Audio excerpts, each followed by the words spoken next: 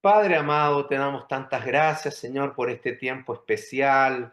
Nos sentimos gozosos en ti, sabemos que tu presencia está en medio nuestro. Señor, gracias por este medio de la internet, esta plataforma que nos permite unirnos, Señor, de ver y conocer incluso a nuevos hermanos y estudiar juntos de tu palabra. Gracias, Yes. Señor. Gracias por cada uno de mis hermanos, sus familias. Bendícenos, Señor, y ayúdanos a través de este material, de este lindo texto, de este lindo curso. Ayúdanos a crecer en ti, Señor, a tener ordenadas las prioridades, Señor, a buscar que en nuestra vida en todo te agrademos, Señor, sabiendo que primeramente, Señor, eres tú.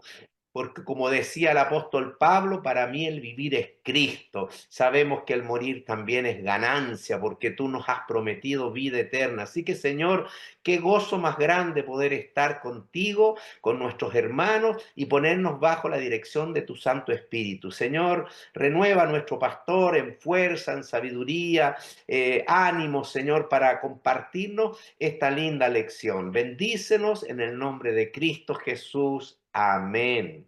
Amén, Señor. Amén. Amén. Gracias, Señor. Muchas gracias, Carlitos. Y de nuevo, sean todos muy bienvenidos. Lección número 4, un regalo para Jesús. Ustedes se habrán dado cuenta que esta lección fue predicada originalmente justo antes de una Navidad. Entonces aproveché el tema. Siempre nos regalamos cosas en Navidad, unos a otros, pero seguramente pocos pensamos en que se trata del cumpleaños de Jesús y por lo tanto Él debería recibir los regalos. Entonces aproveché que estaba en esta serie de prosperidad y tomé ese tema. Y ustedes se imaginarán entonces que el próximo capítulo fue predicado en Año Nuevo. Y entonces usé como título Les deseo un próspero año nuevo. Así es que les ayuda. Aprovechen de compartir el capítulo 4 y el 5 cuando sea Navidad y Año Nuevo. Es un buen tema de conversación. Pero por ahora vamos entonces a nuestra lección. Muy bien, entonces un regalo para Jesús es nuestro capítulo 4 de hoy. ¿Y quién quisiera decir el versículo que había que memorizar hoy día? Es 2 Corintios capítulo 8, versículo 9. Acá va a estar. Dele. Yo, y dice, Sin leer. ya sin trampas. Porque ya conocéis la gracia de nuestro Señor Jesucristo, que por amor a vosotros se hizo pobre siendo rico, para que vosotros con su pobreza fueseis enriquecidos. Amén. Amén. Amén. Muy bien, Gerardo, porque es un versículo que tiene como un poquito, eh, como un trabalengua, ¿no es cierto? Ah, Vamos a leerlo todos. Porque ya conocéis la gracia de nuestro Señor Jesucristo, que por amor a vosotros se hizo pobre, siendo rico, para que vosotros con su pobreza fueseis enriquecidos. Amén. Es un versículo maravilloso, es una declaración del apóstol Pablo acerca de la encarnación y el efecto que él esperaba que tuvieran todos los creyentes, que la riqueza de Cristo que él dejó de lado por un tiempo al hacerse como nosotros, redundara en nuestra riqueza en todo sentido, vale decir, prosperidad. Y por tanto, comenzamos con recordar las conclusiones del capítulo anterior, porque en general en los discipulados siempre se construye un capítulo sobre la enseñanza del anterior. Entonces es bueno mantener esto en perspectiva y si podemos tomar la última lámina del ejercicio anterior, nos ayuda como conclusión del capítulo 3 e introducción de este capítulo 4.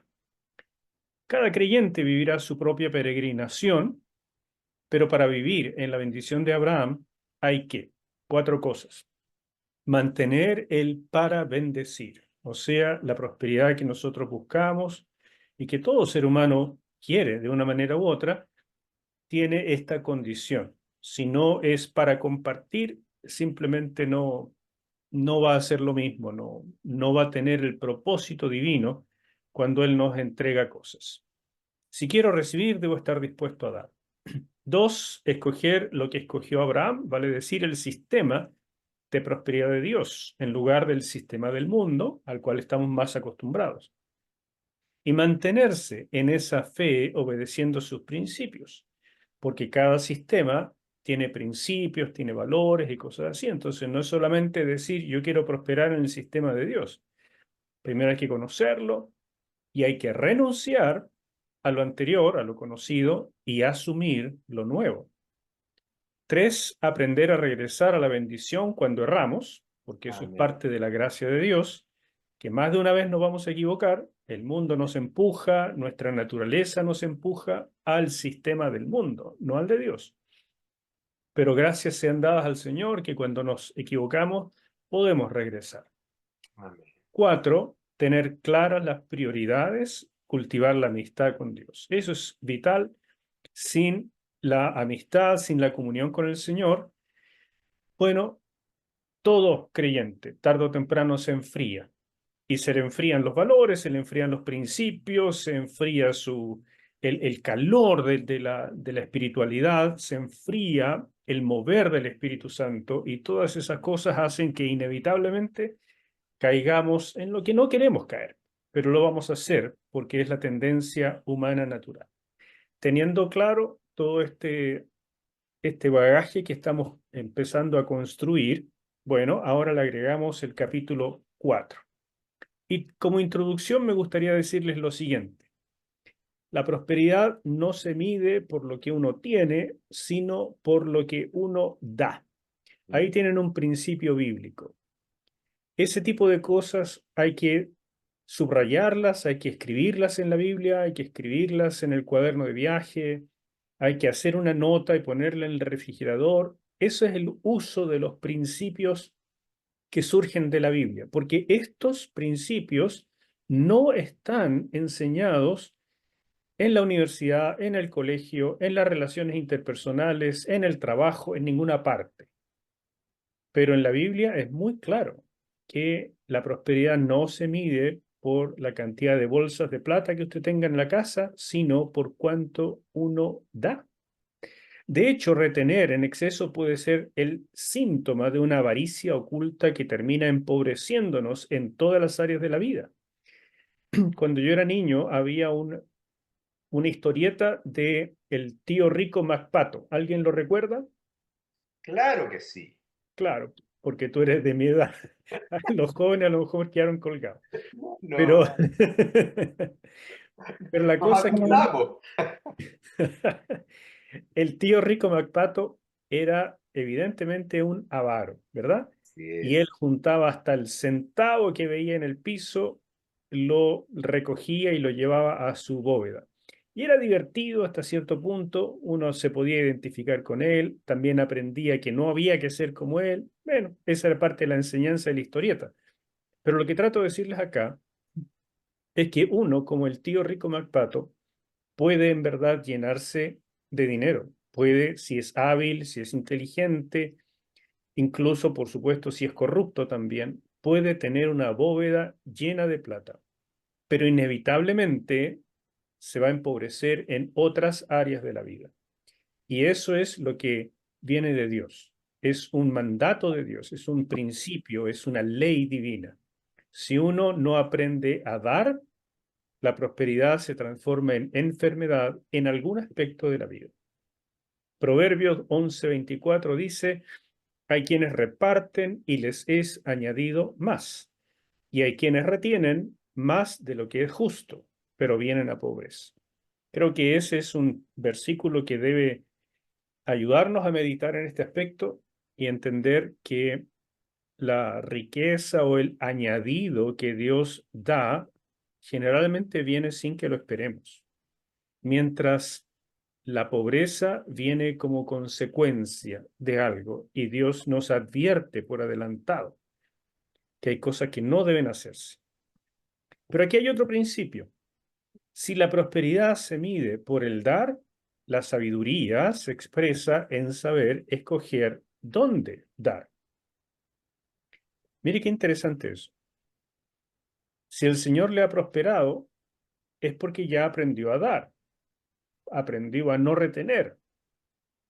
Pero bueno, entonces uno dice, bueno, yo doy en cualquier parte, y como sea mejor, y como se me ocurra, sin mirar a dónde doy, siembro semillas por aquí y por allá. Bueno, ya conocemos la parábola del sembrador. Mucho de lo que sembró no dio ningún fruto, porque las tierras eran inadecuadas. Entonces, examinar la tierra donde voy a sembrar es parte de mi obligación, es parte de mi sabiduría. No es simplemente aprender a ser generosos, mis hermanos. Dios nos da los dineros para dar fruto. Cuando el Señor entregó los talentos, después vino preguntando, ¿qué hiciste con lo que te di? Y cuando hablamos de talentos, evidentemente no estamos hablando solamente de alguno que otro billete. Estamos hablando de capacidades mentales, capacidades físicas, capacidades emocionales, muchas cosas que el Señor nos entrega y que Él va a evaluar después de nuestra vida, diciendo, ¿qué hiciste con lo que te entregué? Él espera fruto, no que lo guardemos en un pañuelito y lo sepultemos hasta su regreso. ¿Se fijan? Así es que esto de la prosperidad integral que comienza en el alma también debe manifestarse en esta generosidad integral, en todos los aspectos, de todos los dones que tenemos. Y la sabiduría en este aspecto consiste en examinar dónde voy a sembrar. Así empezamos con la lección y ustedes se dieron cuenta que la temática de esta lección tiene que ver con la experiencia de Pablo con los corintios, pero que usó como ejemplo a los hermanos de Macedonia. Bueno, resulta que Pablo en su segundo viaje misionero estaba recogiendo una ofrenda para los hermanos de Jerusalén.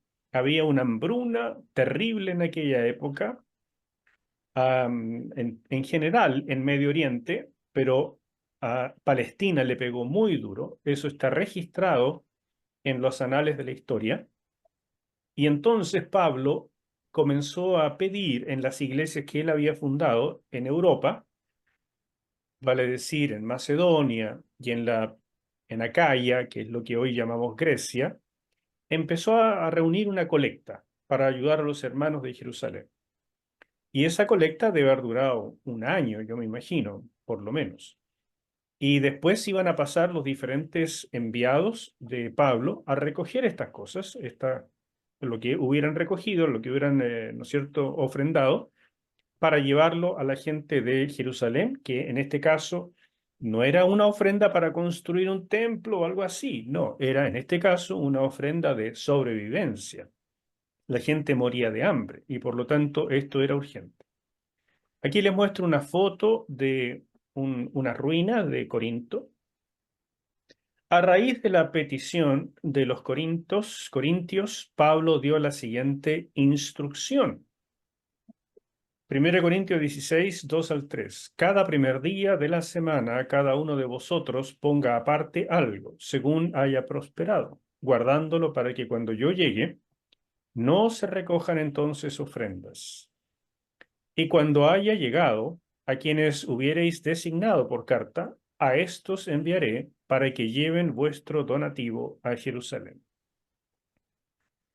Y de aquí encontramos algunos principios que son interesantes. En primer lugar, en relación con las ofrendas, él dice cada primer día de la semana. ¿Por qué creen ustedes que dice que estas ofrendas se reúnan los primeros días de la semana, o sea, el día domingo? ¿Alguien quisiera sugerir algo? ¿Por qué se reunían los domingos en la iglesia? Perfecto, perfecto. En otras palabras, él está diciendo algo que también se decía en el sistema judío. Cuando ustedes se reúnan, nunca lleguen delante de Dios con las manos vacías. Ese era un principio del sistema de adoración de Israel. Claro, en ese tiempo se refería al templo y cuando la gente iba al templo, ya sea para presentar un sacrificio o para alguna fiesta o lo que fuere, ¿no es cierto? Pero el punto era, nunca vayan a presentarse ante el Señor sin una ofrenda, porque la ofrenda representa una forma de adoración. Significa acción de gracia, significa sumisión, reconocimiento de dónde viene lo que yo uso para comer, etcétera, etcétera.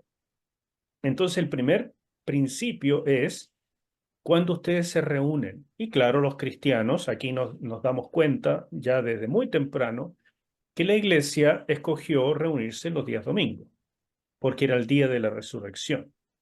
Cuando alguna iglesia comenzó a reunirse los días sábados, los sabatistas en general, los adventistas, ellos están tratando de tomar el Shabbat judío, un error, hermanos míos.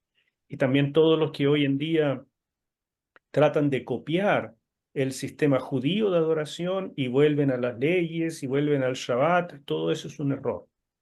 Es un error porque no entienden que en Cristo Jesús todo eso se cumplió y por tanto ahora vivimos en una etapa diferente, mejor, en la etapa, en la era de la resurrección. Y lo recordamos juntándonos los domingos. Bueno, esa era una nota aparte, pero el principio acá. Cada vez que se reúnan, traigan algo. El segundo principio es según haya prosperado, es decir, proporcionalmente. Las personas no daban cuotas, sino proporciones de sus ingresos. De esa manera, todos podían dar lo mismo ante Dios, aunque los montos propiamente dichos fueran diferentes. Así que aquí tenemos los dos principios que usamos hoy en día también en la ofrenda en la iglesia. Ustedes se dan cuenta de que Pablo dijo esto en relación con una ofrenda para misericordia. No era la ofrenda regular de la iglesia, no se estaban recogiendo diezmos, no es eso, pero lo que Pablo dice nos sirve ahora de principio. Estos dos principios son: cada vez que se reúnan, traigan algo. Segundo, según hayan prosperado. O sea, ya tiene que ver ahora si es según prosperidad, entonces nos está hablando de porcentaje. Y comienza a preguntarse uno, ¿de qué porcentaje hablará Pablo? Porque no lo dice acá. Y lo más lógico es que él estuviera pensando en el 10%, que era lo que se acostumbraba en Israel. Pero eso lo veremos más adelante. Por ahora, estos dos principios. Comentarios. Algo que les llame la atención. Estamos recién calentando motores. Yo tengo una duda, Renzo. Ah, Hablando de diferentes dispensaciones, por ejemplo, cuando se habla mucho de Deuteronomio 28 y las recompensas si somos obedientes o las maldiciones si somos desobedientes, eso, lo que mi entendimiento es que en realidad eso tampoco nos aplica, porque ahora no es basado en lo que hagamos o no hagamos, sino en nuestra fe en Cristo. Entonces, cuando hablamos de prosperidad, eh, lo que yo pienso es la prosperidad para nosotros es diferente, es el fruto del Espíritu. Puede ser que sean cosas materiales o no, como las que Deuteronomio 28 nos dice, el fruto de nuestro vientre, el ganado, la lluvia, tantas cosas. Y estaba pensando en eso por lo del el tío Rico MacPato, que es posible que no recibamos nada material en esta vida. Y independientemente si lo damos y damos y damos, es posible que nunca recibamos nada. Y en mi opinión, ese es uno de los errores que la gente tiene hoy con el evangelio de la prosperidad y ese tipo de cosas, que creen que hacen alguna cosa y Dios les debe algo. Ujú. Y por eso es que van a esperarlo, y si no lo están haciendo es porque no tenían fe suficiente. Así es. Mira, está bien lo que tú estás diciendo, Mario, en relación con el Evangelio de Prosperidad, que está totalmente desviado, tiene muy mal establecidos los principios, se apoyan erróneamente, sacados de contexto en algunos pasajes del Antiguo Testamento y los traen al Nuevo sin el filtro previo de la hermenéutica adecuada. Y esta hermenéutica adecuada, mis hermanos, no es el sistema de dispensaciones. Yo vengo de ese sistema, no sé si todos entenderán lo que estoy diciendo, pero desde mi punto de vista, el problema no son las dispensaciones. El problema es tratar de meter lo del Antiguo Testamento en el Nuevo en forma literal, porque se produce un literalismo, ¿ok? Porque desconoce el hecho de que cambió la circunstancia. O sea, Israel debía ser una teocracia en una tierra, en un lugar que iba a prosperar. Por lo tanto, la espiritualidad estaba ligada a una prosperidad material. Y eso debía ser así. En el Nuevo Testamento, como tú bien dices, la prosperidad comienza en el alma. En algunas ocasiones se puede manifestar en prosperidad material, no siempre. Y cuando se manifiesta en prosperidad material, también tenemos que saber qué hacer con ella. Ahora, el punto hermenéutico es cómo se usa el Antiguo Testamento en el Nuevo. Algunos dicen prácticamente no se puede usar nada, porque vale solamente para Israel en el pasado. Y entonces como que arrugan el Antiguo Testamento fuera y solo nos quedamos con el Nuevo. Eso para mí es un error. Pablo dice con claridad, toda la escritura es inspirada por Dios. Y cuando Pablo está diciendo eso, el Nuevo Testamento no estaba escrito todavía. Así que es evidente que él se refería al Antiguo Testamento.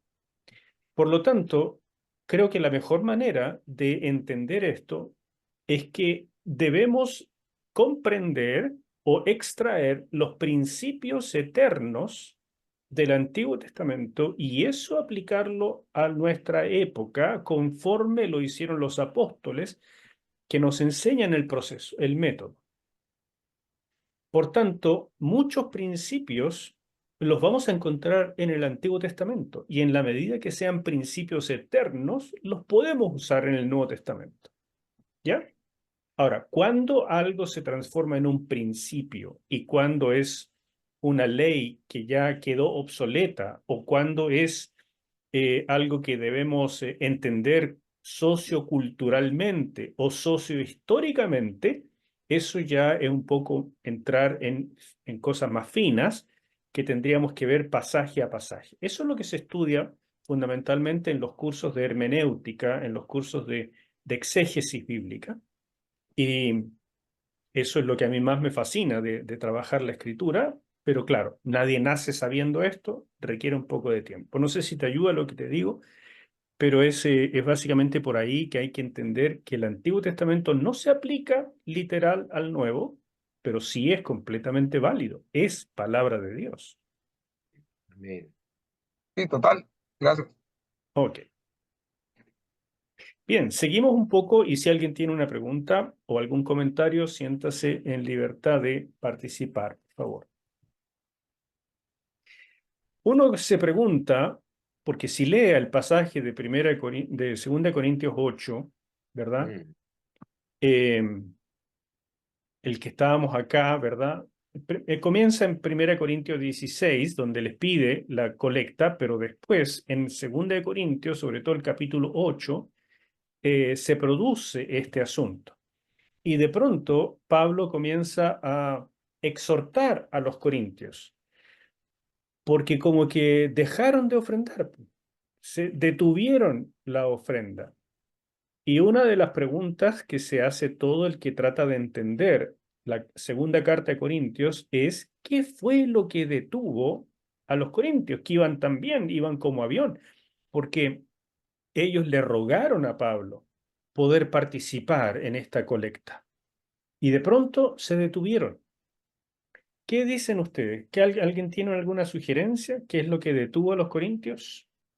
Dice el libro que la desilusión que imperaba en los corintios al ver las acciones de falsos apóstoles, falsos profetas, ¿ya? Es decir, cuando realmente no podrían ser quizás los iniciadores del Evangelio de la prosperidad, que mucha gente obviamente se da cuenta de que están usufructuando de la religión. Entonces, eso obviamente a cualquier persona le produce anticuerpos hacia la iglesia, sin hacer distingo, ¿no? Eh, y yo creo que gran parte de esa situación es lo que se se estaba viviendo, ¿ya? Y los corintios lo observaron y obviamente que no tuvieron inicialmente una seguridad quizás de la palabra, una seguridad teológica, un discernimiento, podría decir, para diferenciar lo correcto de lo incorrecto. De ahí que Pablo obviamente se dedica en sus epístolas justamente a eso, a doctrinarlo, para que las cosas queden claras, porque hubo una nebulosa, era un momento transicional, el Nuevo Testamento todavía no se había escrito, la iglesia se estaba en muchas áreas formando, ¿no? Eso, creo yo. Perfecto, Carlitos. Muchas gracias. Eso es lo que estaba pasando y era un momento muy complejo. Claro Ustedes que sí. imagínense cómo vivir el cristianismo sin tener Nuevo Testamento.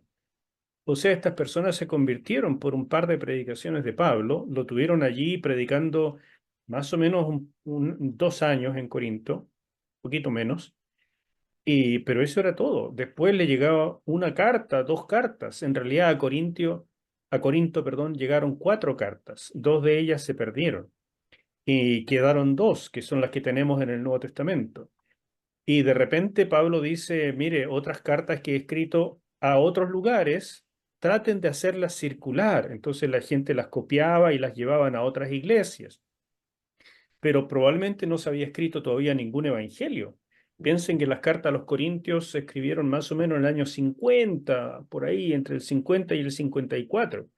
Y el primer evangelio se escribió aproximadamente entre el 60 y el 64. Entonces, faltaban todavía 10 años para que se escribiera el primer evangelio. Qué complicado ser cristiano sin haber leído jamás una de estas pseudo biografías de la vida de Cristo. Qué complejo. Lo único que tenían, si es que lograban conseguirlo, era una copia de parte del Antiguo Testamento, porque eso era carísimo. Ustedes imagínense el precio de un vehículo hoy en día y eso es lo que habría costado tener un rollo de la ley. Era algo, una tremenda excepción poder tener la Biblia por escrito. Por lo tanto, era algo sumamente complejo. Y como bien nos dijo Carlos, tal vez los corintios estaban experimentando la desilusión ante las acciones de falsos apóstoles y sobre todo falsos profetas. En 2 Corintios 2:17, Pablo muestra que eso es lo que estaba ocurriendo. Dice, pues no somos como muchos que medran falsificando la palabra de Dios, sino que con sinceridad, como de parte de Dios y delante de Dios, hablamos en Cristo. Pero claro, él está defendiendo su ministerio, pero al mismo tiempo dice, hay otros que son falsificadores de la palabra. Hablan desde la mentira para obtener alguna ganancia. ¿Y qué ganancia es esta? En el capítulo 11, versículo 20 dice, pues toleráis si alguno os esclaviza, si alguno os devora, si alguno toma lo vuestro, si alguno se enaltece, si alguno os da de bofetadas. O sea, lo que estaban haciendo estas personas es realmente terrible. La costumbre de la antigüedad era que si venía, sobre todo un predicador, se le alojaba. ¿Quiénes alojaban? Bueno, todos estaban seguramente muy entusiasmados de recibir y tener en casa a un maestro, pero probablemente lo hacían los que tenían más recursos, y entonces estos maestros no solamente se quedaban una noche, sino que podían quedarse meses, incluso años, viviendo a costa de la gente, pidiendo cosas de la congregación, este, solicitando ofrendas supuestamente para esto o para aquello, lo que sea, pero ustedes se pueden imaginar lo complejo que es esto, porque la congregación no le puede mandar un WhatsApp a Pablo diciendo, mira, llegó este fulano, ¿lo conoces tú? ¿Confiamos en él? ¿Le damos lo que él está pidiendo? ¿De verdad está en contacto contigo para que le demos esta ofrenda? ¿Se fijan lo complicado que es? No había comunicaciones instantáneas. De hecho, Pablo se iba y la gente ni sabía dónde andaba. Había que mandar gente a buscarlo. Y Pablo, por supuesto, no era el único. Por ahí también andaba Pedro predicando y había otros apóstoles que se dispersaron en diferentes partes, pero era siempre una complicación. Por eso Pablo encomendaba tanto a sus discípulos, Tito, Timoteo, Epafrodito y cosas así. Siempre los encomendaba para que la gente supiera quiénes son confiables y de los otros, bueno, tenga cuidado. El principio que está relacionado con lo que dije en la introducción, invertir recursos de Dios en lo falso, vale decir, en cualquier cosa que no da fruto, es botar recursos sagrados. Y eso no trae bendición, sino tristeza. Somos responsables de invertir con sabiduría para el reino nuestros talentos espirituales, emocionales y materiales. Otra vez les digo y les sugiero, copien este principio, pónganlo en su refrigerador. Tienen que memorizarlo. Esto es lo que ustedes podrían decirle a alguien, por ejemplo, que está esclavizado en una iglesia de la prosperidad. ¿Tú has examinado en qué se gasta lo que tú inviertes? ¿Tú te has dado cuenta cómo viven los pastores de esa congregación? ¿Cómo es su casa en comparación a la tuya? Porque si Dios dijo que los pastores vivieran del 10%, o mejor dicho, los sacerdotes del Antiguo Testamento, entonces ellos deberían vivir como el promedio de la congregación, porque las congregaciones estaban diseñadas para ser pequeñas, unas 10 familias a lo sumo, 10 familias sostienen a una. Y ese es el principio, o sea, el diezmo significa vivir como el promedio de la congregación, no como el más rico de la congregación. Entonces, si tú te estás dando cuenta que estás invirtiendo recursos sagrados en algo que es malo, mala tierra, que no da fruto, sino que se la están robando, tú no puedes decir, ah, pero yo lo hice con buen corazón. Yo di sin mirar más allá. Dios sabrá. No, no, no. Dios te está diciendo, te estoy dando sabiduría para que tú veas dónde inviertes, porque el fruto de eso es parte de la prosperidad que quiero darte. Amén. Así que cuidado, aquí estamos hablando de cosas eternas que les aseguro casi nadie conversa, pero estas son cosas que Dios diseñó. Cristina, tiene la manito levantada. Adelante. Sí, pero también, pastor, am, como nosotros como miembros de la iglesia, también debemos aplicar esa sabiduría que estamos aprendiendo aquí, para saber a quién dar y también envolvernos más en las cosas del reino. O sea, cuando hay reuniones en la congregación, participar para saber qué está haciendo la iglesia también con el dinero y así también todo el mundo está tranquilo. Porque, y sabemos también, se pueden hacer sugerencias, pero muchas personas también toman esa apatía de no participar y no, el día que hay reuniones y cosas, muchas personas no van.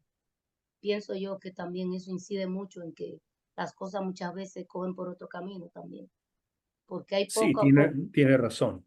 Tiene celo razón, por la Cristina. cosa del Señor. En la medida que nosotros hemos sido discipulados, aumenta la sabiduría para ver los frutos del reino de Dios. En la medida que nos involucramos y participamos, entonces nos damos cuenta si lo que se hace es verdaderamente bíblico, la manera en que se trata a las personas, cómo crece la gente, cómo crezco yo en la congregación. Todo eso me permite evaluar. Llega un minuto donde nosotros tenemos que tener confianza en nuestros líderes, porque los hemos visto en el fruto del tiempo, en su integridad, etcétera. Entonces empezamos a tener confianza y ya no estamos rebuscando debajo de la alfombra qué es lo que hacen. Ya empezamos a tener confianza y cuando un líder de íntegro de nuestra confianza nos dice, mire, ahí hay una tierra fértil, tire sus semillas ahí, bueno, nosotros confiamos también, ¿verdad? Eso es lo que va pasando en el tiempo. Y tenemos que aprender a cuidarnos porque todavía siguen medrando estos falsos, los llamamos a veces los profetas de estacionamiento, que esperan que la congregación haya salido y entonces en el estacionamiento se ponen a conversar, por decir estacionamiento, puede ser en el pasillo, en cualquier parte, ya, pero ya cuando nadie los ve y te dan una palabra, te dan una profecía y te van tomando, y así hay gente que se ha ido de mi congregación siguiendo a falsos y después vuelven, o tal vez no vuelven nunca más, pero totalmente trasquilados. Así es que tengan cuidado con eso.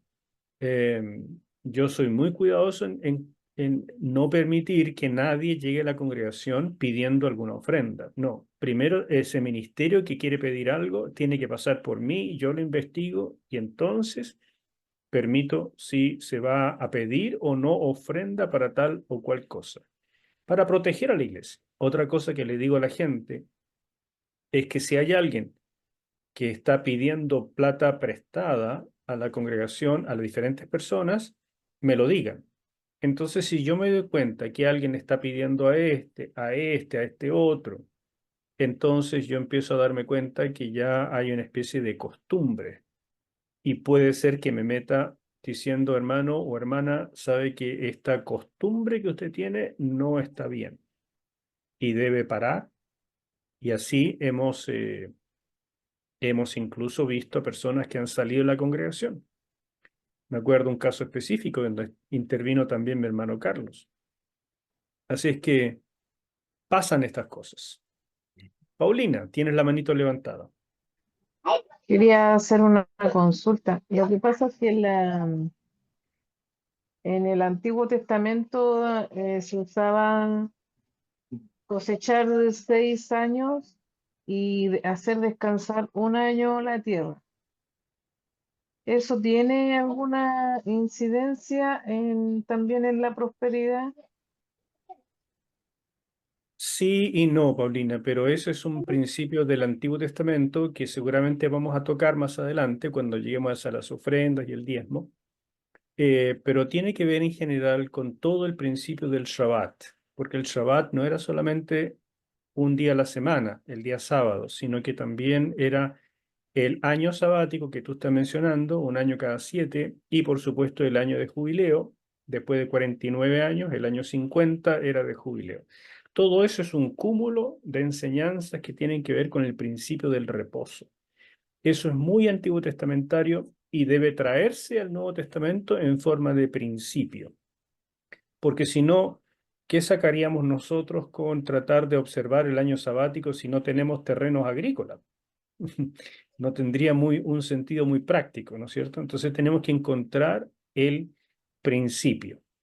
Como les dije, para Israel esto era totalmente literal porque fue introducido en una tierra prometida para ser una nación agrícola, ganadera, y vivir de la lluvia que Dios le daría y hacer una nación como era también en aquel entonces. Obviamente no tiene mucho sentido para un comerciante o para un profesional de lo que somos hoy, etcétera, etcétera. ¿Ya? Así que no te puedo responder 100%, pero ya lo veremos más adelante. Pero el principio del reposo es el que está ahí detrás. Ya, vamos un poco más. Pablo, ante la situación de los corintios, usó de ejemplo a las iglesias de Macedonia. Todavía hoy, si usted mira en este mapa, todavía hoy, este sector de acá es el principio de Europa, en la entrada de Europa desde Asia. ¿Ok? Esto es Asia. En el Imperio Romano, esta provincia se llamaba Asia Menor. Y uno cruza acá y llega a Macedonia. Era la entrada a Europa. Y las iglesias de Macedonia que Pablo fundó eran Filipos, Berea y Tesalónica. Y la iglesia a la que le estaba escribiendo Pablo era la de Corinto, que queda aquí en el Istmo de Corinto. Y, y en esta, que es como una manito, ¿verdad? Esta es la manito que hoy es Grecia, pero que en aquel entonces se llamaba Acaya, la provincia de Acaya.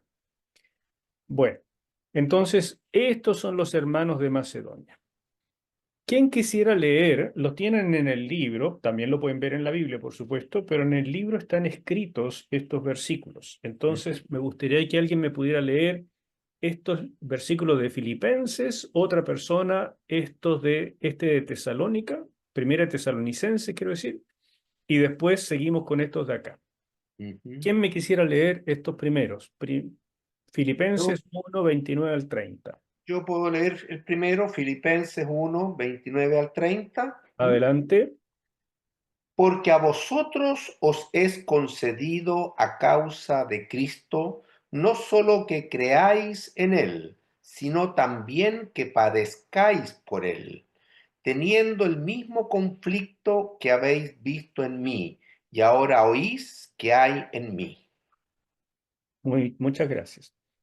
Ese pasaje les dice que la gente de la iglesia de Filipo Ujú. estaban sin problemas o más bien tenían presiones y dificultades. ¿Qué dicen? Estaban en conflicto, Estaban en dificultades, conflicto, ¿no es cierto? Es como para que nos pongamos en la onda. Y Pablo compara los conflictos de esa iglesia con los que él vivía, así que con su propia estaban vida. bien conflictuados. Ujú. Primera Tesalonicenses 1:6. ¿Quién lo va a leer? Yo lo leo, pastor. Adelante. Y vosotros vinisteis a ser imitadores de nosotros y del Señor, recibiendo la palabra en medio de gran tribulación, con gozo del Espíritu Santo. Genial.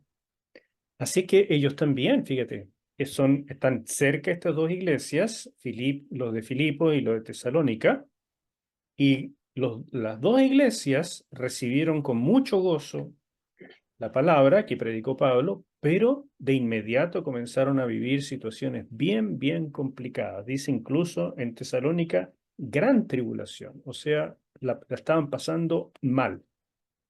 Bien, sin embargo, Pablo los alaba porque dice que permanecieron firmes. Así que si otra persona puede leer Filipenses 1:5 y después el 4:15.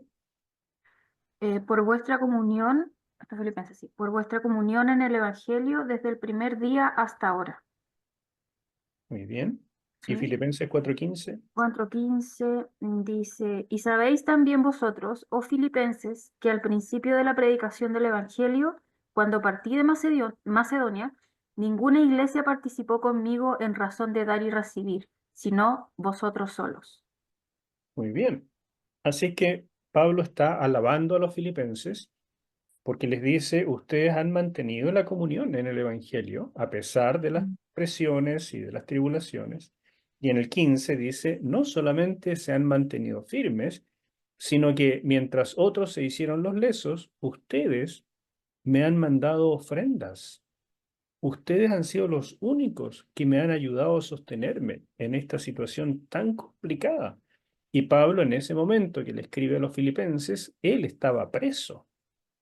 Entonces, de verdad que necesitaba ayuda y curiosamente dice, ninguna otra iglesia me ayudó, me mandó nada, solo ustedes. Y ellos mismos estaban en problema. Entonces es una tremenda alabanza. ¿Y qué dice 1 Tesalonicenses 1:7? ¿Quién lo tiene? Dice, de tal manera que habéis sido ejemplo a todos los de Macedonia y de Acaya, que han creído. Muy bien. Ujú. Así que los tesalonicenses fueron ejemplo a los de Macedonia, como les mostré acá, es esto que quedan en la parte superior, y también a los de Acaya, donde está Corinto, donde está Atenas, y se mantuvieron firmes. Esto que pasó en Tesalónica fue algunos años antes de lo que pasó en Filipos, ¿ya? Pero el punto es básicamente el mismo. La tribulación, así como el Evangelio entró primero a las iglesias de Macedonia, también ellas recibieron primero los ataques y las tribulaciones. Y aún así, dice, se han mantenido firmes. Así que es una tremenda alabanza que está haciendo Pablo. Esas iglesias estaban viviendo situaciones difíciles, incluso pobreza, pero experimentaron la gracia de Dios. En 2 Corintios 8:1, asimismo, hermanos, os hacemos saber la gracia de Dios que se ha dado a las iglesias de Macedonia. Esta palabra gracia aquí en el Nuevo Testamento es la palabra carisma. Es la palabra charis en realidad, pero de ahí viene la palabra carisma. ¿Les suena que esta palabra carisma la han escuchado alguna vez? Sí, ¿Qué significa, Mario? del Espíritu. Gracias, Los gracias. Algún don, regalo del Espíritu Santo. Exactamente. La gracia aquí es un don. No es simplemente la gracia de Dios en términos generales, sino que aquí Dios les ha dado un don. Ustedes seguramente han escuchado alguna vez los dones del Espíritu, ¿verdad? Bueno, estos son los carismas del Espíritu y viene de la palabra charis. Entonces, ¿cuáles son los carismas del Espíritu? Lo que ustedes han escuchado de Primera de Corintios 12. ¿Cuáles son? 1 Corintios 12. Dones de enseñanza, aparecen los dones de hablar en lengua, sanidad, profecía. Excelente, eso es. Entonces, cuando nosotros escuchamos en la iglesia que Dios da dones, Dios reparte dones, generalmente pensamos en los de 1 Corintios 12, que Dios da el don de fe, el don de profecía, don de sanidades, dones de lenguas y cosas así. Y entonces pensamos en esas cosas extraordinarias, milagrosas. Y por supuesto que eso ocurre y es maravilloso. Pero aquí se usa la misma palabra y no parece tan milagroso. Es otro carisma, es otro don, es el don de dar. Pablo usa en Romanos capítulo 12, este don otra vez lo explica, dice el que exhorta en la exhortación, o sea, existe un carisma de exhortar, pero dice el que reparte con liberalidad. Este es el don de dar, de repartir.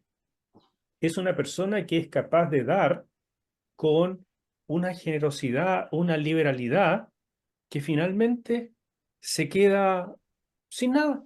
Lo dio todo. Es liberal para dar, es amplio, es generoso, abundante. ¿Se acuerdan cómo partimos? La prosperidad no se mide tanto por lo que la persona tiene, sino por lo que la persona da. Y ahora estamos descubriendo que existe un don que Dios reparte, que Dios da. Es el don de repartir, el don de dar, donde la persona llega a darlo todo, más allá de lo que cree que son sus fuerzas, hasta quedarse literalmente con las manos vacías, pero feliz, porque el don de dar nunca produce tristeza, si no, no sería un don del Espíritu. Se trata de un don, un carisma del Espíritu Santo. Cuando se experimenta esa gracia, se vive precisamente lo que enseña 2 Corintios 6:10, o sea, como entristecidos, mas siempre gozosos, como pobres, mas enriqueciendo a muchos, como no teniendo nada, mas poseyéndolo todo. Hermanos queridos, leemos a veces este pasaje de 2 Corintios 6 y decimos, oh, qué maravilloso, qué lindo habría sido vivir en esa época, qué fantástica debe haber sido esa iglesia. Pues les digo, esa iglesia lo que vivió fue un don del Espíritu. Y ese don está disponible también hoy para cada uno de nosotros. Vuelvo al inicio. ¿Quieres prosperar? La prosperidad no se mide tanto por lo que tienes, sino por lo que das. Si tú estás más preocupado de guardar lo que tienes para que no te falte mañana, si estás sumamente preocupado porque no vas a tener para mañana, si estás con tu mente demasiado ocupada en hacer negocios, producir, en lugar de pensar en cómo puedo dar más, entonces Dios no te va a dar el don de dar. Te va a dejar con tu generosidad natural. que por lo general no es muy grande. Somos seres humanos que damos lo que sobra. Por lo general no damos hasta que duela, no damos hasta que ya no, simplemente es un verdadero esfuerzo, un milagro. Muy poca gente hace eso.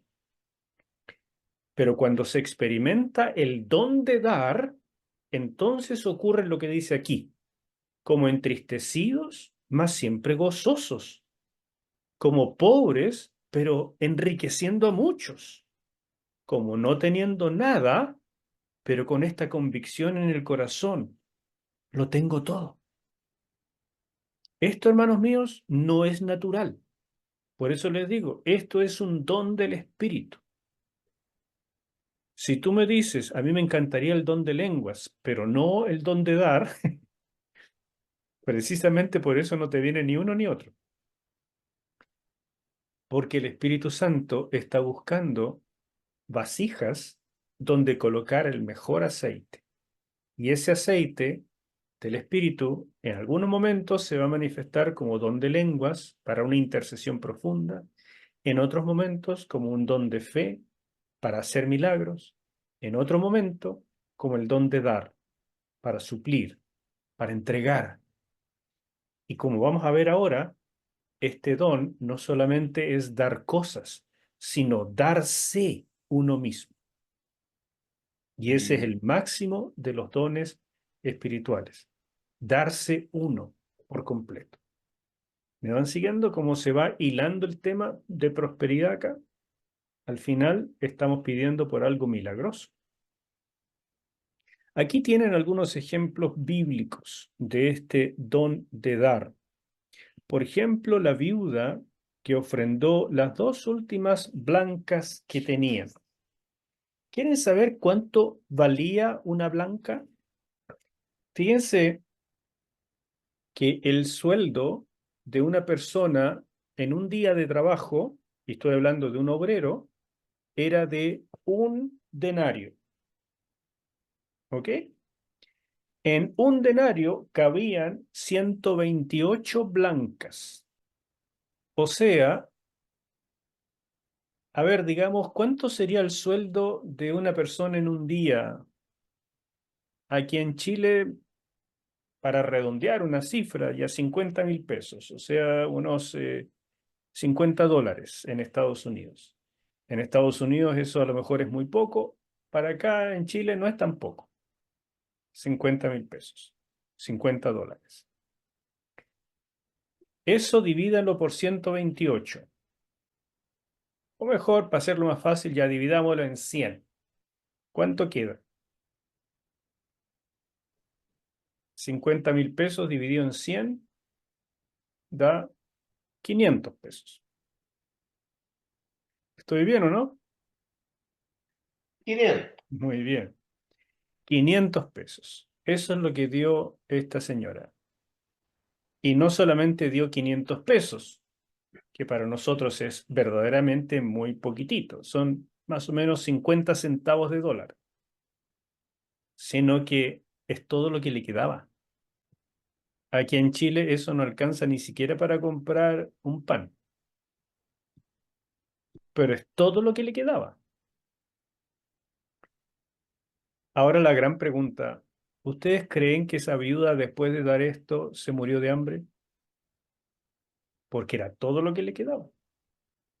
La Biblia no lo dice, pero ahí está nuestro concepto de Dios. ¿Ustedes creen que esa viuda que le creyó a Dios para dar todo lo que le quedaba, Dios le habrá permitido morirse de hambre por tonto, por dar todo lo que le quedaba? Ahí está lo que nosotros pensamos de Dios. Ustedes ven en esa imagen cómo se daban las ofrendas en el tiempo de Jesús en el templo. No en todas partes, pero en el templo era así. Eran unas especies de como cornetas, ¿verdad? Como embudos de cobre. Y entonces los ricos se paraban, como el que está al lado de la viuda, y echaban monedas. Y las monedas sonaban ting, ting, ting, ting cuando iban cayendo. Entonces la gente podía escuchar, oh, ese hombre echó 10 monedas, este otro echó 20 monedas. ¡Wow! qué rico es y qué generoso. Pero esta blanca, esta señora, esta viuda, echó 2 blancas que eran monedas tan chicas que ni siquiera hicieron sonar esta corneta de las ofrendas. Pero a Jesús lo impresionó. Otro ejemplo de esto es el de Timoteo, que ustedes pueden leer en Filipenses 2, que dice que él se dio a sí mismo para el trabajo del Evangelio. Y los hermanos de Tesalónica, como congregación, dice que hicieron lo mismo. Se dieron a sí mismos. Así que mire qué cosa curiosa lo que está planteando este capítulo. Uno dice, a ver, ¿qué me va a enseñar este capítulo acerca de cómo ser yo más próspero? Y resulta que este capítulo nos enseña que hay que dar más. En otras palabras, la operación del Espíritu Santo, impartiendo la gracia o el don de dar y de darse para el reino, manifiesta la esencia de la respuesta al llamado de Dios. Muchos lo oyen, pero lo dejan pasar porque ven un costo muy alto. Los que aceptan, experimentan la gracia y para ellos pareciera que no hay costo, solo gozo, que es lo que leímos en 2 Corintios capítulo 6. Por propia iniciativa, los macedonios se involucraron en la colecta. Pablo sabía que ellos mismos necesitaban ayuda debido a la pobreza en que vivían, por lo cual evitó insistirles sobre el tema. Pero ellos estaban tan llenos de la gracia de Dios, de esta gracia de dar, que por eso rogaron por el privilegio de dar para los hermanos que pasaban hambre en Jerusalén. ¿Qué le parece eso? ¿Comentarios? ¿Preguntas? Yo tengo una pregunta. Em, Viendo a esta señora que dio todo lo que tenía y todo, me hizo recordar también que la palabra dice que el que da o el que ofrenda no debe hacerlo por necesidad. Entonces, ahí se me genera como no un conflicto, sino que me llama la atención porque al final podemos estar haciendo 2 personas lo mismo, pero lo que importa más es como lo que está en el corazón, como la motivación con la que uno hace las cosas. Entonces eso también nos hace a nosotros cuestionarnos por qué hacemos las cosas y preguntar, porque a veces creemos que lo estamos haciendo del uno, pero en realidad no nos damos cuenta de lo que podemos tener adentro y de cuáles son nuestras motivaciones. Y al final eso es lo que mira el Señor cuando hacemos las cosas. Sí, gracias. Pero eso no fue una pregunta, fue un comentario. Estuvo Ah, muy sí, bueno. perdón. Como que tenía la pregunta y después se me desarrolló en un comentario. Buen comentario. Gracias, Eileen. Gracias. ¿Alguien más quisiera decir algo? Pastor, Sí, adelante. esto es un comentario. En mi caso nos pasó algo con alguien que no tenía nada. Fuimos a una misión y cuando estábamos saliendo era un lugar muy remoto y salimos corriendo porque ya en tiempos anteriores esa persona nos seguía detrás corriendo para darnos lo que tenía. Y, y nosotros nos reímos mucho porque esa persona nos encontró a nosotros al subir una cuesta y nos dijo, ustedes vinieron a traer bendición, pero ustedes no se van sin recibir mi bendición.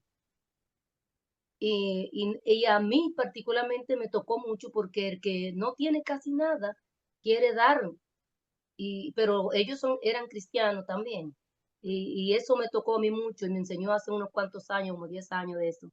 Y yo digo, todo el que no tiene así, que tienes ya la madurez espiritual también, sabe que su bendición quiere que sea recibida también. Así como los filipenses querían que Pablo participara en dar. Ya cuando hay cierta madurez espiritual, pues el otro quiere que su bendición sea recibida también. Pienso yo. Amén. Me parece muy bien el comentario. Hay que practicarlo cada uno de nosotros para recibir también lo que viene acompañando.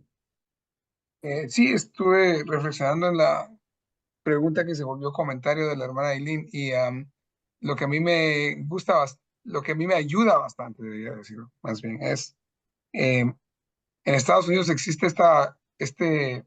esta corriente de What would Jesus do? ¿Qué haría Jesús? Y la gente dice, bueno, Jesús es un gran maestro, un gran ejemplo, hagamos lo que hacía Jesús. Y es una excelente forma de hacer las cosas, darse como Jesús, ser un servidor como Jesús, sacrificarse como Jesús, amar como Jesús, etcétera, etcétera. Pero como dijo la hermana, está en el corazón. Y me recuerda de recordarme siempre del Evangelio. Y en lugar de pensar primero qué haría Jesús, es qué hizo Jesús, qué fue lo que él hizo en la cruz, por qué fue que él vino, que se hizo pobre para nosotros ser rico, que es, creo que es el versículo de ahora. Y cuando lo tengo primero a él, mi corazón completamente cambia. Y digo, no, o sea, ¿qué puedo esperar yo? Y a él me lo dio todo y más de lo que yo puedo pedir. Entonces ya voy con otro corazón, otra mentalidad. En lugar de decir, lo voy a hacer porque entonces puede ser que lo haga por la carne, puede ser que lo haga porque espero algo en retorno, puede ser que lo haga para que me vean, porque necesito que me aprueben, porque soy alguien que en mi carne es mucho de buscar la atención de las personas, pero si lo hago pensando en Jesús y lo que él ya hizo por mí y en simplemente satisfacerlo, que es uno de los principios que estudiamos anteriormente, eso me ayuda mucho a ir con el corazón bien, en lugar de ir con el corazón de, que me vean, hacer de alarde, como nos dice Jesús en el Sermón del Monte, de no orar, no dar para que otros te vean, etcétera, etcétera. Eso me ayuda mucho a mí, lo pensé y me estoy predicando a mí mismo al escuchar a la hermana, así que gracias por eso. Gracias, Mario. Buen comentario también. Esto es lo que pasa cuando empezamos a hilar pasajes en la Escritura, que empezamos a darnos cuenta de cosas, empezamos a recibir iluminación del Espíritu, y vale la pena anotar estas autoprédicas, porque ese es el Señor hablándonos. No nos va a hablar a todos lo mismo, nos va a hablar según nuestras necesidades especiales. Bueno, ¿cuál fue la respuesta de los corintios a esto que estaba pasando? Los corintios habían sido enriquecidos en todo lo espiritual. No hay ninguna carta donde Pablo alabe más que a los corintios todo lo que ocurría del mover del Espíritu Santo entre ellos. Entonces, se quedarían cortos ante el ejemplo de las iglesias de Macedonia, que a diferencia de ellos no tenían ni la misma riqueza espiritual ni la misma riqueza material, por supuesto. Y sin embargo, habían recibido un don que parece que los corintios no tenían. Ellos hablaban en lengua, profetizaban y tanta cosa, pero los otros se daban a sí mismos y daban con una generosidad extraordinaria todo lo que tenían. Pablo estimó que debían participar con el fin de darles a ellos también la oportunidad de participar en la gracia de dar, en el carisma de dar. Por tanto, dice Pablo, como en todo abundáis, en fe, en palabra, en ciencia, en toda solicitud y en vuestro amor para con nosotros, abundad también en esta gracia. Saben que esto me lleva a comentarles un aspecto de los dones que tal vez no se los han enseñado de esta manera. Los dones espirituales no es que Dios escoja a unos para darles un don y a otros otro, desde mi perspectiva. Lo que Dios hace es que a todos los creyentes nos da como un maletín donde están todos los dones. Y Él nos pide que le creamos en que somos capaces de ejercer todos los dones, dependiendo de la situación. Porque si usted está en un minuto donde hay un enfermo, no puede decir, ¿sabe qué? Yo solo tengo el don de lengua, voy a buscar al hermano que ora por los enfermos. No, si usted está ahí es porque Dios lo puso ahí. Entonces es el minuto de abrir el maletín, guardar el don de lenguas, que en ese minuto no le sirve, y sacar el don de sanidades. Pero yo puedo hacer eso, puedo ejercer de verdad cualquier don. Bueno, si lo crees, sí. Mira esto que está acá. Ustedes tienen de todo, fe, palabra, ciencia, etcétera. Yo quiero que también abunden en esta otra gracia, este otro carisma. ¿Cuál? El de dar. O sea, los corintios no estaban participando de esta gracia y Pablo quiere que tengan esa también, que abunden en todas. A mi juicio, todo cristiano puede participar en todos los dones del Espíritu, pero claro, algunos, por fe o por práctica, van a funcionar mejor en algunos que en otros. Entonces, por eso se pasa de don a ministerio y de ministerio a oficio.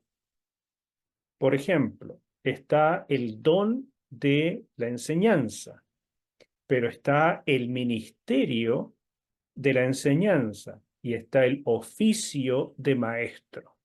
Son etapas en el desarrollo de un don hasta llegar a oficio. Y eso puede pasar con todos los dones, excepto con algunos pocos, por ejemplo, como el de lenguas. Pero con los demás dones se va creciendo desde una aplicación momentánea hasta una aplicación permanente. Eso es parte de nuestro desarrollo en la fe. Eso es un pequeño comentario aparte, por si les sirve. Era importante que los corintios entendieran el privilegio al cual se les estaba invitando y no lo vieran como un mandato. La gracia siempre es algo que se da voluntaria y alegremente. Por eso Pablo les dice, cuando vuelve al tema de la colecta, le dice, mire, cada uno dé como propuso en su corazón, no con tristeza ni por necesidad, porque Dios ama ¿a quién? Al dador alegre. ¿Se fijan? Es todo eso, estos comentarios de Pablo que nosotros los escuchamos en la iglesia, están relacionados con este tema de acá, de la colecta.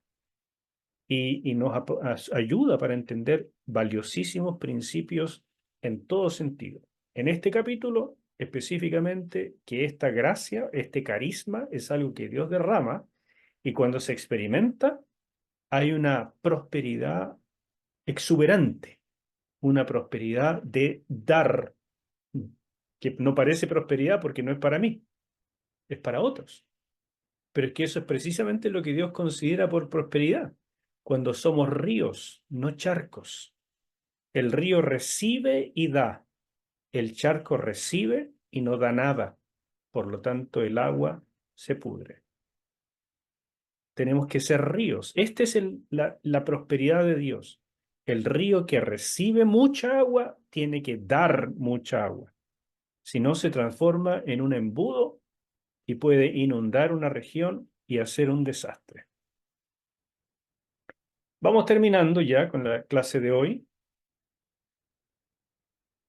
Los macedonios para los corintios eran un buen ejemplo, como vimos en 2 Corintios 8, el 1 al 5. Más todavía el ejemplo de nuestro Señor descrito en 2 Corintios 8, 9, que es el versículo que memorizamos.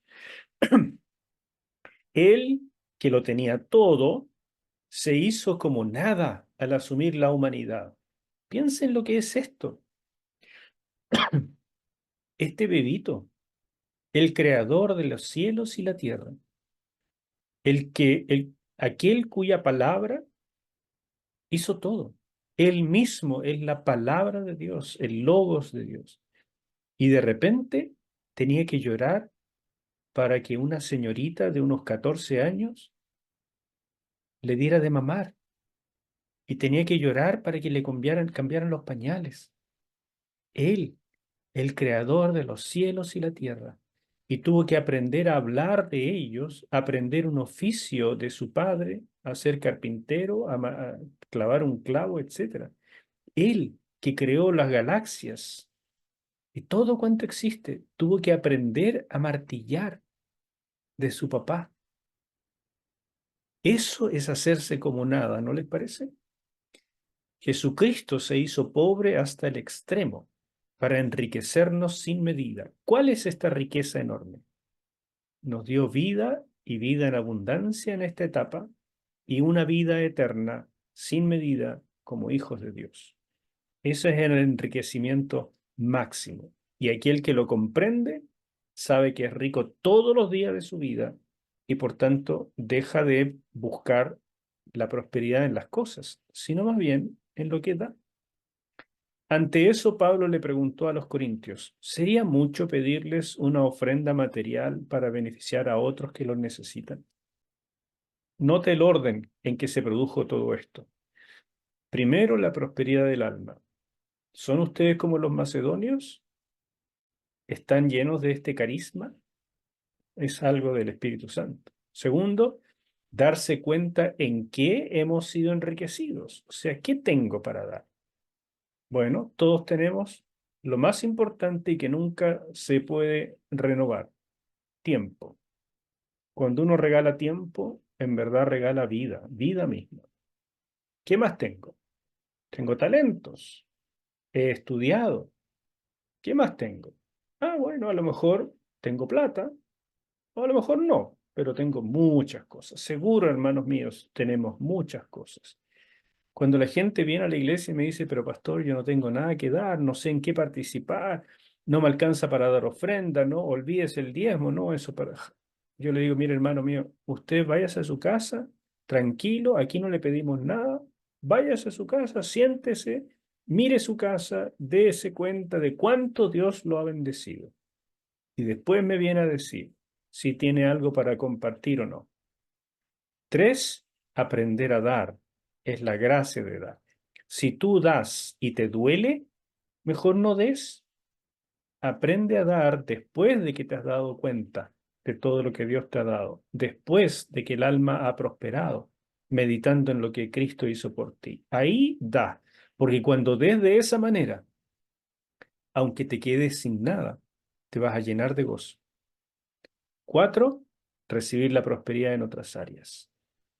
Uno da por un lado y no sabe por dónde va a entrar, pero entra y mucho más. A lo mejor te quedas sin dinero de tanto dar, pero vas a recibir amistades, elogios, abrazos, cuánta cosa, que a lo mejor eso es lo que estás buscando y necesitando realmente. Y vamos llegando como conclusión. Un voluntario, por favor, o voluntaria que quisiera leer este pasaje de Mateo 25, del 35 al 40. Yo lo leo, pastor. Gracias. Dice, porque tuve hambre y me disteis de comer, tuve sed y me disteis de beber, fui forastero y me recogisteis, estuve desnudo y me cubristeis, enfermo y me visitasteis, en la cárcel y vinisteis a mí. Entonces los justos le responderán diciendo, Señor, ¿cuándo te vimos hambriento y te sustentamos, o sediento y te dimos de beber? ¿Y cuándo te vimos forastero y te recogimos, o desnudo y te cubrimos? ¿O cuándo te vimos enfermo o en la cárcel y vinimos a ti? Y respondiendo el rey les dirá, de cierto os digo que en cuanto lo hicisteis a uno de estos mis hermanos más pequeños, a mí lo hicisteis. Se da cuenta que estas personas ni siquiera se dieron cuenta de que Jesús estaba ahí presente. Ellos buscaron dónde dar. Ellos buscaron dónde sembrar. Y para Jesús fue una buena siembra. O sea, aquí estuvo el don de dar y con sabiduría. Porque a otros Jesús les dijo, ustedes no me dieron cuando yo tuve necesidad. No se dieron cuenta. No estaban alerta. Es un resumen del ministerio de la iglesia. Vale decir, propagar la vida y cuidarla. No habla solamente del aspecto social del trabajo de la iglesia. Abarca todos los ámbitos de la vida. En términos muy concretos se refiere a las necesidades físicas de las personas, pero también incluye el aspecto emocional, donde se requiere restaurar familias, heridas psicológicas, vidas. Pero la gracia de Dios es tal que alcanza para abarcar más todavía, sanando al ser humano espiritualmente, enseñándole acerca de la salvación y la comunión con Dios. Saben, hermanos, cuando una persona acepta el llamado de Dios para entrar al ministerio, puede tener diferentes motivaciones. Una motivación muy grave y errónea es buscar reconocimiento. Pero hay una motivación que es muy pura, que es cuando Dios llama y no te deja tranquilo hasta que te das como una ofrenda. Y cuando eso pasa, la gente dice, uy, pero qué locura hiciste. Dejaste atrás tantas posibilidades en tu vida. Y uno siente, la verdad es que no perdí nada. He ganado todo, solo que las personas no se dan cuenta. Pero yo lo sé. Saben, hermanos, cuando uno está en el ministerio, y ahora les hablo como colega, porque todos estamos en el ministerio. Ustedes son discípulos que deben hacer discípulos. Nosotros los pastores estamos llamados a eso, todos. Y ustedes deben darse también. ¿En qué? En lo que tienen, por supuesto. Hay tanta necesidad emocional en este mundo. Hay tanta necesidad espiritual. Y hay tanta necesidad de gente que sea capaz de dar un poco de su tiempo, prepararse, un poco de su amor y a veces, claro, un poco de su dinero. Dios sigue queriendo repartir el don el carisma de dar y sigue preguntando, ¿habrá alguien que lo quiera recibir? Hay decisiones que tomar y por eso concluimos la lección de hoy preguntando lo mismo que pregunté al final de la prédica.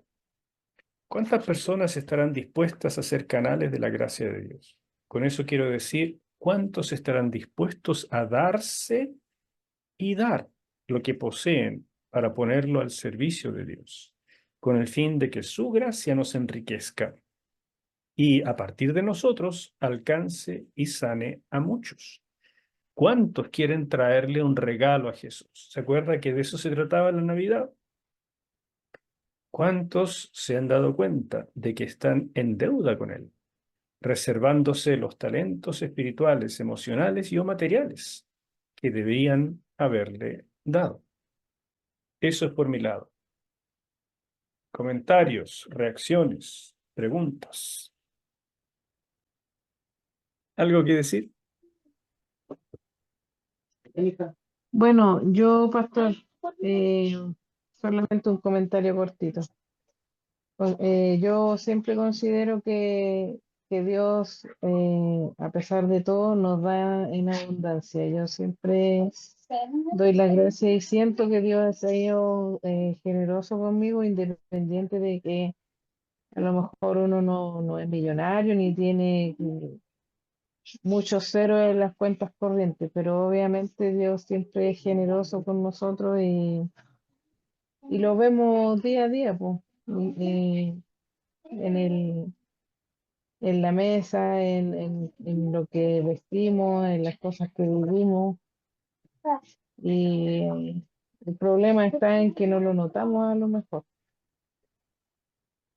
Eso es Correcto. lo que nos cuesta ver, esa realidad. Así que eso nada más. Gracias por tu comentario. ¿Alguien más? Yo les quiero contar algo. No quería contarles esto, pero después de ver esta escritura, de verdad que tengo que darles un pequeño testimonio. Llevo casado 20 años y cuando conocí a mi esposa, la primera semana que nos conocimos, hablamos de posiblemente adoptar en un futuro después de tener nuestros hijos biológicos y cuando estuvieran en una edad donde pudieran ayudarnos. Y hace 2 años decidimos empezar no, 5 años, a evaluar opciones. Y de acá en Estados Unidos hay una organización, más bien una función que se llama Foster Parents, que quiere decir padres de crianza, que son personas, familias que son licenciadas por el gobierno, tienen una certificación después de pasar el entrenamiento, que cuando le quitan la potestad a los hijos, a los padres de los hijos por alguna negligencia, abuso sexual o violencia doméstica, etcétera, las autoridades le quitan a los niños a los padres y los ponen en diferentes familias. Bueno, nosotros decidimos hacer eso, ser una de esas familias. Y hace 2 años aproximadamente empezamos el proceso y fue un proceso intenso y mientras más aprendía de lo que teníamos que hacer, más pánico me daba, para serle sincero. Mi esposa estaba contenta y tranquila. Para ella era un llamado clarísimo del Señor, tengo que hacer esto. Para mí, después ver la responsabilidad, el tipo de niños que podían venir, los problemas que eso podía traer en mi matrimonio con mis hijos biológicos, la inversión de tiempo, el gobierno te da un poco de dinero, no mucho. Llegamos a la graduación y de verdad que yo no quería hacerlo. Más, y no había cómo decirle a mi esposa, camino a la graduación, le digo, mira, mi amor, de verdad que tengo miedo, ya no lo hagamos más. Nuestra vida va muy bien, nuestras hijas ya tienen 10 y 13 años, estamos a punto de mandarlas a la universidad en unos años y ya vivimos tranquilos y contentos. Pero bueno, fuimos a la graduación y yo todavía temblando. Y había un panel de parejas que ya lo llevaban años haciéndolo, y les hice me dijeron, les pueden hacer preguntas, y les pregunté cómo hacer esto. Foster Parenting les ha ayudado a su relación con Cristo, y cada uno me dio una excelente respuesta. Y el último señor que yo conozco que va a mi iglesia, él es inválido, también anda en silla de ruedas, solo puede mover un brazo bien, los otros dos no puede y no habla muy bien, que digamos. No sé exactamente qué fue lo que le pasó, pero él ha adoptado a 4 niños y además trabaja para una organización no lucrativa. Y creo que han pasado como unos 30 niños por su casa. Y lo que él me dijo me dejó pálido. Me dice, Mario, si hubiese sabido cuán difícil iba a ser padre foster, jamás lo hubiera hecho. Y yo me quedo, ¡ah! Y toda la gente le dice, no, no seas tonto, ¿cómo le decís eso? ¿No ves que tiene miedo? No sé qué. Y él dice, pero lo he hecho. Pasa otra escritura que vimos acá al principio, como lo hizo Abraham. Cuando Dios le pidió que dejara su hogar y fuera a la tierra prometida, un paso a la vez por fe. Yo empiezo a ver, oh, nunca jamás vuelvo a dudar. Lo hicimos, llevamos 2 años, han pasado 9 niños por nuestra casa. Hoy tenemos a 2 nenes, uno de 2 años, uno de 3 años. Hemos estado al borde de un ataque de nervios. Casi nos matan a un gato, un niño se escapó, han habido problemas en la escuela, no dormimos, la casa está patas arriba. Mi esposa y yo hemos tenido una de conflictos. Nuestras hijas han pasado por más tribulaciones que en toda nuestra vida porque les damos mucha atención a los otros niños, y ellas son adolescentes. Pero déjenme decirles, de una forma pequeñita he podido experimentar el verdadero evangelio, porque uno da sin esperar nada a cambio.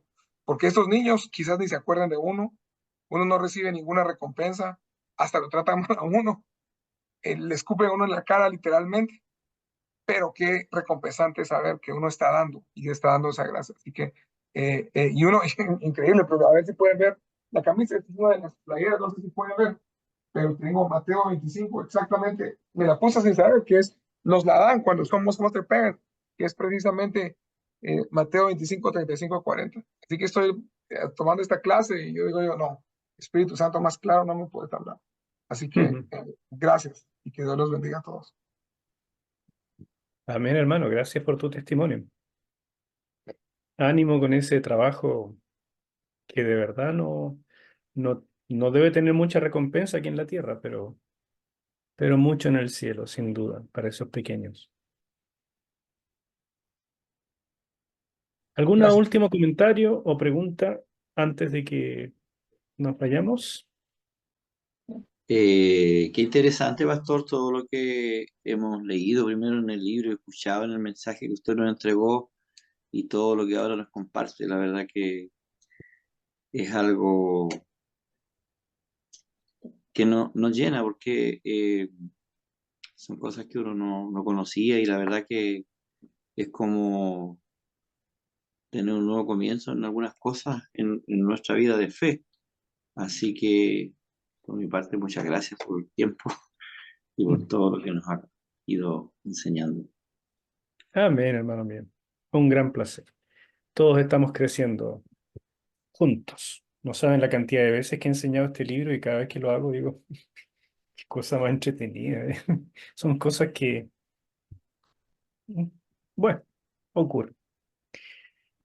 Eso es todo por esta noche. Nos vemos la próxima semana con el capítulo 5. Dios les bendiga. Chao, buenas noches. Descansen. Muchas gracias, pastor. Dios bendiga. Chao, pastor. Saludos. Chao a todos. Bendiciones. Feliz- Chao, pastor. Chao, buenas noches.